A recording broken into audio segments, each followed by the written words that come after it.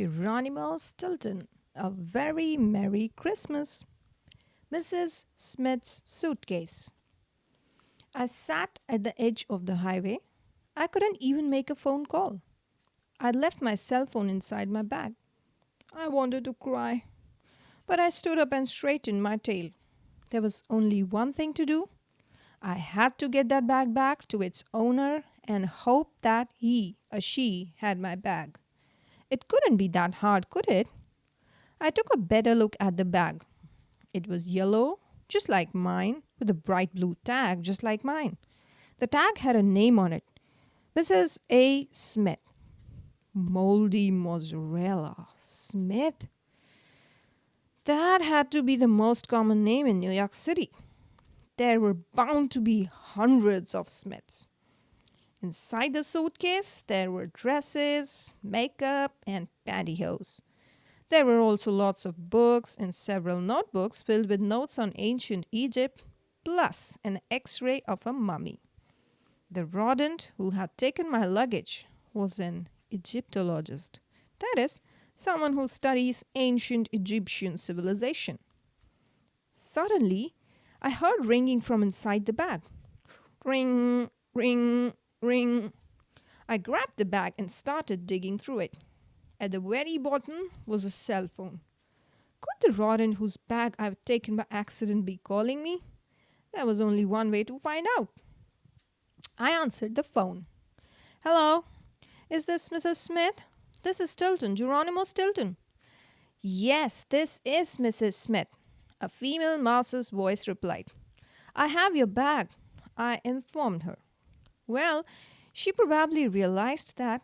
How else could I have answered her phone? And I have yours, she chimed. I'll meet you at Columb. Rat munching rattlesnakes. The phone had gone dead. Tears of frustration and exhaustion rolled down my snout. As you know, dear reader, I have had a lot of adventures, but this was turning out to be the most unlucky one yet. After a moment or two, I wiped my eyes. Then I started going through Mrs. Smith's bag. I felt guilty. I never looked through other mice's things, but this was different. It was an emergency. In one of the side pockets, I found something that might help me. Mrs. Smith's appointment book. This is what she had planned for the day. When the phone cut off, Mrs. Smith was saying she must have been saying Columbia University. She had an appointment there at 10 o'clock. If I got there in time, maybe we could exchange bags. Then I'd get the MacMouse's Christmas gifts back, and Grandfather would never have to know what had happened. Well, was I a millipede or a mouse? I could do it. I had to. Headlights in the fog. Shivering from the cold, I put one paw in front of the other. I had to get to Manhattan. Cars whizzed by me, coming a little closer than I liked. Rodents here seemed to drive much faster than they did in New Mouse City. In the morning fog, the yellow headlights glimmered like cat's eyes. It was terrifying. But cold and miserable as I was still fascinated by what I saw around me. New York was truly an extraordinary place. The city never slept. It was in a state of constant motion. The snow had stopped. I dragged the yellow bag behind me like a sack of moldy cheese rinds. It left a trail through the brown slush on the side of the road. I kept slipping, but I continued on my way. What else could I do? I considered going to the MacMouses for help, but I was too embarrassed. No way can I tell Grandfather I lost those gifts. I panted as I stepped into a puddle of slush. My fur will be gray and patchy before I hear the end of it. When I got to Manhattan, I looked like I'd gone paw to claw with an oversized tabby. I was covered with mud from snout to shoe. I was soaked to the bone. I felt as if I hadn't slept in a week. I hadn't eaten in hours, and I didn't have a penny to my name. My map was so wet and dirty it was falling apart. But as I looked around me, I couldn't help thinking, holy cheese, what a beautiful city. Too many Smiths. I started walking uptown. I still didn't have a cent for the subway. It was just my luck that Columbia was at the northern end of Manhattan and I was at the southern end. But when I finished the long trek, it was worth it. What a gorgeous university! Everywhere I looked, there were students bustling around about. They looked so studious and so serious. I turned to a mouse with fur the color of ebony and said, "Good morning, miss. May I ask you a question?" "Of course," she answered pleasantly. "I'm not quite sure if I can help you, but try me. I'm a professor here. What would you like to know?" "Well, I'm looking for Mrs. Smith," I began. The professor laughed. "Smith? Do you realize that the most common name in the United States?" "Ah, yes," I answered. "Tell me her first name," the professor suggested. "Maybe that will help." "I don't know it," I confessed. "I only know that it starts with an A." She shook her head. "Like Anna? Or Anastasia? How about Anita or Ada? Maybe Adelaide? Have you any idea how many A. Smiths there are at this university? Where are you from? I can tell you're not a New Yorker." "Yes, I know it's going to be hard finding her," I mumbled. "You see, I was at the airport and I took her bag by accident. She has my bag with all my money and my cell phone. I haven't slept or washed or eaten. It was then that I started sobbing. I tried to stop myself, but I couldn't. I was just so tired." The professor took pity on me. She offered me a cup of hot cheese and pointed me to a bathroom where I could wash my paws and face. Before she said goodbye, she gave me a new map of the city. "Good luck finding her," she said. "You'll need it." I looked over Mrs. Smith's appointment book and decided to look for her at her next appointment. 11 o'clock at the Empire State Building. Unfortunately, it was nowhere near Columbia. How was I ever going to get there on time? I had only an hour and lots of ground to cover. Up, up, up in the Empire State Building. I walked and walked. It seemed like I'd be walking forever. My paws were so cold and sore they'd gone numb. Just when I thought I couldn't take another step, I saw a skateboard peeking out of a garbage can. That was a brilliant idea. I put the skateboard on the ground and placed one paw on it to see if it would hold. I could probably use this, I muttered. But I didn't get a chance to finish my thought. Another rodent on the sidewalk accidentally bumped into me, and the next thing I knew, I was racing along like a hamster on a treadmill. I zoomed through the crowds of New Yorkers, screaming, "Help! Get out of the way!" I was whizzing down Broadway, the biggest and most famous street in all of New York. The street seemed to go on forever. At last, I came to 34th Street. Somehow, I managed to hang a left. Now, I was speeding toward Fifth Avenue. I skidded to a halt.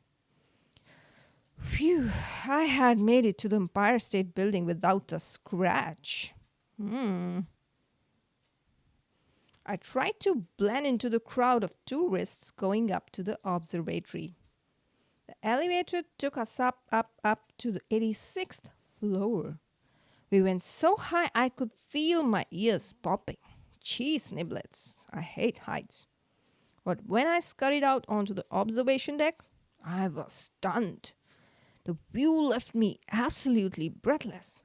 What a magnificent panorama of the city! Unfortunately, I didn't have time to stop and enjoy the sights. I had to look for Mrs. Smith. I saw a mouse with a green jacket and asked, "Excuse me, are you Mrs. Smith?" She shook her snout. The next rodent I asked pinched my cheek. "No, I am not Mrs. Smith, but if you want to call me, that you can, my little cutie patootie." I'm sorry, I stammered. "There's been a mistake. There had to be a faster way to find her." So I took a deep breath and shouted, "Mrs. Smith!" Everybody stared at me. I could hear them murmuring, "You can tell he's not a New Yorker." A security guard grabbed me by the ear and dragged me downstairs. "Watch the tail." I pulled out Mrs. Smith's appointment book, then looked at my watch. The next appointment was at noon in Times Square. If I hurried, I could still make it. I was too fond of my fur to set a paw on that skateboard again. Fortunately for my sore paws, Times Square was not too far from the Empire State Building. I soon found myself in a beautiful square filled with neon lights, billboards, skyscrapers, and theater marquees. Holy cheese! The square was so bright I wished I had sunglasses. I stood still for a moment, trying to catch my breath. I was right outside a fancy hotel with big glass doors. Suddenly, two rodents with smart blue uniforms came rushing out.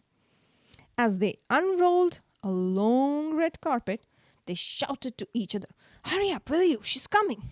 I tried asking, "She? Who coming?" But the carpet knocked me right off my paws.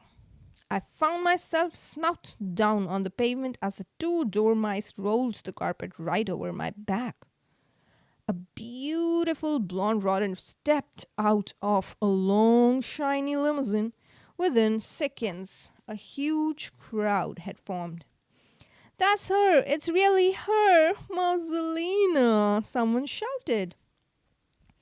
The rodent walked slowly along the red carpet, smiling and singing autographs. She was about to step on me, so I said, "Watch the tail." I meant my tail, but she looked behind her and saw that the tail of her long, elegant gown was caught in the door of the limousine. She smiled and planted a kiss on my cheek. Then she gave me the red rose she was holding. "Thank you. You're my hero." What pushy paws! In seconds, the crowd was swarming all over me like a pack of hungry rats at an all-you-can-eat cheese buffet. Everyone was trying to grab my rose. "It's mine! I saw it first! I'm her biggest fan! It's mine!" they squealed. I had to protect myself. These New York mice were such pushy paws. So I let the two dormice roll me up in the carpet. Then they took me safely into the hotel. As I scrambled out, I could hear the crowd muttering angrily. I didn't have time to worry about what a bunch of crazy ratterazzi thought of me. I was a mouse on a mission. But I realized that in all the confusion, I had missed my chance to find Mrs. Smith. Cheese slices! Locating Mrs. Smith was turning out to be as easy as tracking down the latest Nintendo game on Christmas Eve. If I had any hope of finding her, I would have to hurry to her next appointment. 1 o'clock at Rockefeller Center. I was late. I raced along like I had a hungry cat at my heels. My paws ached. My back was sore. And my heart was beating so fast it sounded like one of those bongo drummers back in Times Square. Even so, I arrived at Rockefeller Center 10 minutes late. Panting, I collapsed on top of Mrs. Smith's yellow bag. I had to sit down before my paws gave out. When I looked up, I saw the hugest, most fabulous Christmas tree ever. It was set above a beautiful skating rink crowded with rodents of every age, shape, and fur color. They were all bundled up in heavy parkas and colorful hats. Mrs. Smith, are you here? I shouted to the crowd. Mrs. Smith! No one answered.